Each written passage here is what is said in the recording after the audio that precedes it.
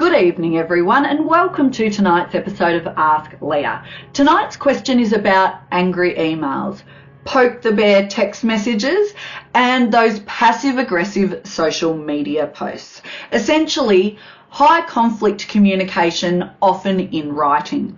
This person reached out to me and they said, Leah, I want to get better at how I respond to these sort of messages and emails because I feel like I get sucked in, I over-explain, or I get emotive as well, and then I get in those awful going round in circle, highly inflammatory conversations that make me feel rubbish and take up too much of my time and my energy.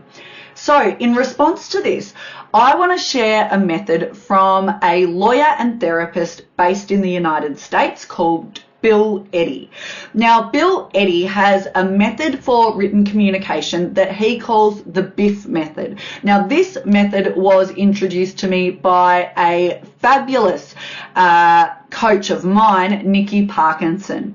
And when you first hear the BIFF method, you might be tempted to think, right, we just sock them in the nose. Easy done. No, folks, that is not what I am talking about. BIFF, of course, is an acronym, and here's what it stands for. Brief, informative, friendly, and firm.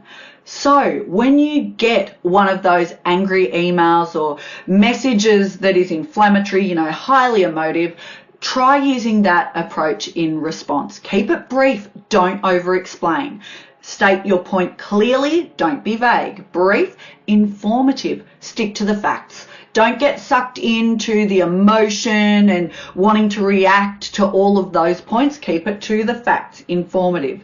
Friendly. Even if you're not getting friendly from the other person, you keep it polite in your reply.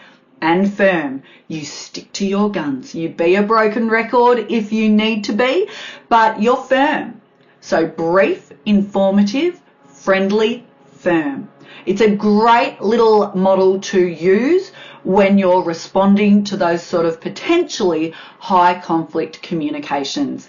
Good luck. And if you have a communication, leadership, soft skill, people skill, self-management question you would like answered, send it through and I will do my best to answer it for you next week. Cheers.